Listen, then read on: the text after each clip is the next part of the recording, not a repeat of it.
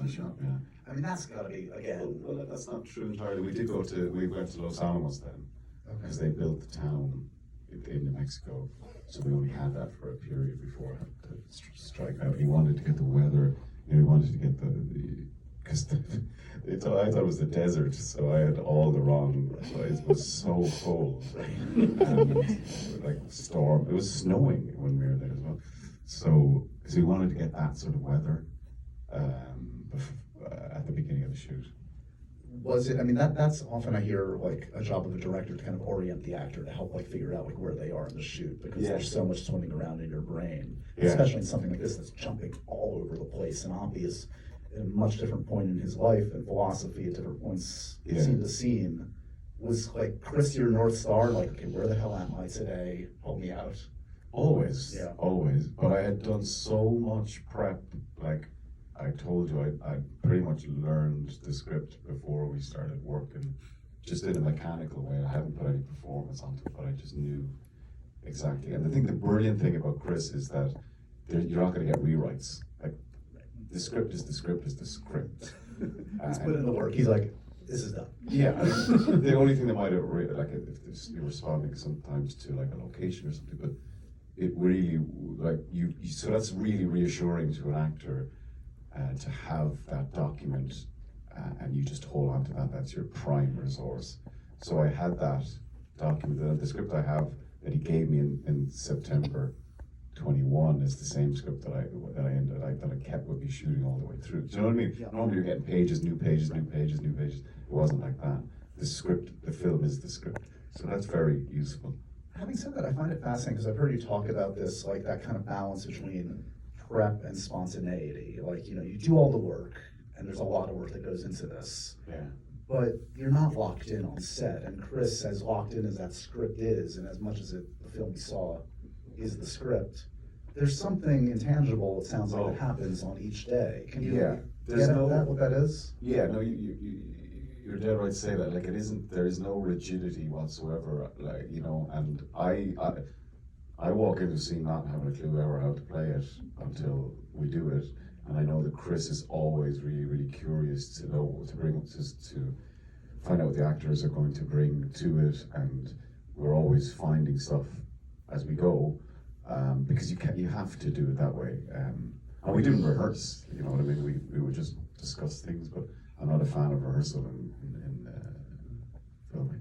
So, wait, can we go back to that? Like, you can't possibly not have a plan when you're stepping onto that set. Again, you have the words, but it's more than just having the words. Like, you have no approach in mind. You're kind of like leaving yourself completely open to the moment, like once you see your actors and the set. Yeah, I know the words, but it has to be completely, you have to be completely available to the moment. You have to kind of let go to it. And you know what your character, where your character is, you know what's driving them at this point or that. But in terms of how you're going to play it, how you're going to respond, it's like when you meet someone, you know, you walk into a room and it's, you know, you don't know how you're going to be.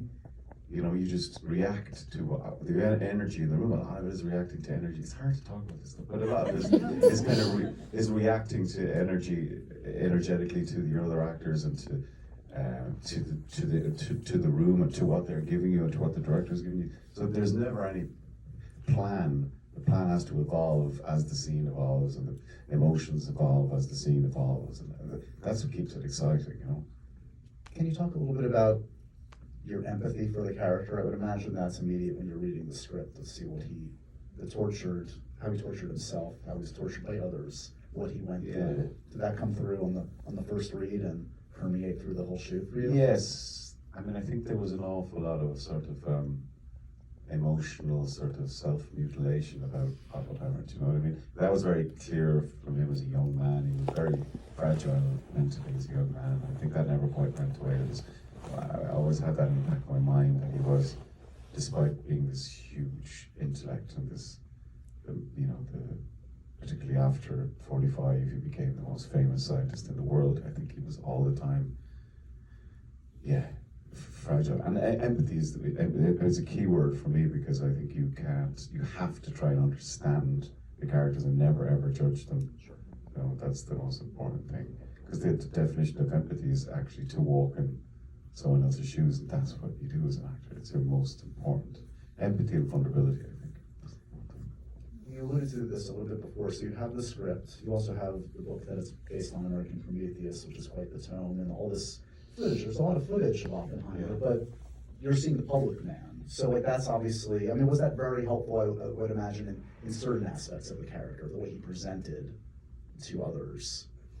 Yes, it was very useful in terms of like kind of trying to place the voice and sort of, but like you say, that was quite performative. Like it was always him giving lectures and things. It wasn't any real candid footage of him. So we're kind of working backwards from that, which is useful.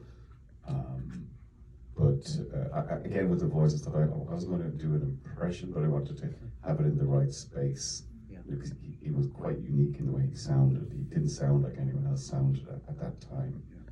And And it was partly to do with his privilege, and partly to do with him constructing his persona. it's a 57-day shoot, do I have that right? Yeah. Which is kind of staggering, considering, again, what we just saw, this 3-hour film. Yeah.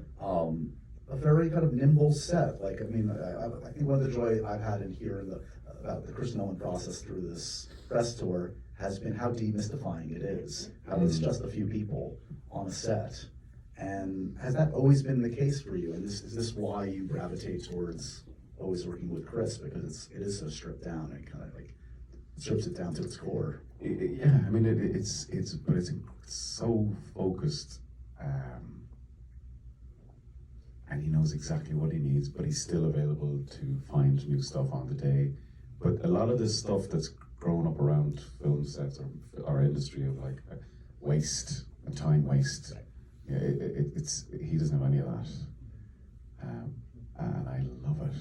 Like it's pure focus, you know. Like I've talked about, there's no video village, there's no monitors, there's none of that. There's one camera, there's one boom op, you know. So it feels like a laboratory is really kind of safe space to make great work in. And you know, when I talk about waste as well, I think time can be wasted so much on film sets if you're just talking about it. You know, if you haven't done the work, if you haven't done the prep, and you're trying to figure it out and talk about it. Whereas Chris has done all the prep, and all of his actors are super prepped. So we're not talking about stuff; we're doing it. Do the work. And then the finding comes through the doing rather than the talking about doing it. You know? Are you looking at dailies? Is that helpful? Oh gosh, no. I mean, he shows all the dailies, but it's for the crew, and they religiously watch him every night, which is staggering. Sometimes they're watching like 2.5 hours of dailies after doing a 12, 14-hour day, you know. But again, it's they can all sit together and talk to each other and discuss things, as opposed to sitting at home remotely looking at dailies. So it's a communal thing, you know. So it was the first time you ever saw any finished footage, literally sitting in a theater seeing the film? Yeah. What's that like? It was mad, it was overwhelming, and it was just truly staggering. I was not ready for it. I mean, to be fair, that's most audience members that have seen it. Yeah. I want to talk about you at the center of this amazing ensemble. You and Emily Blunt have a history together. You work together in A Quiet Place Part 2. Yeah. Can you talk a little bit about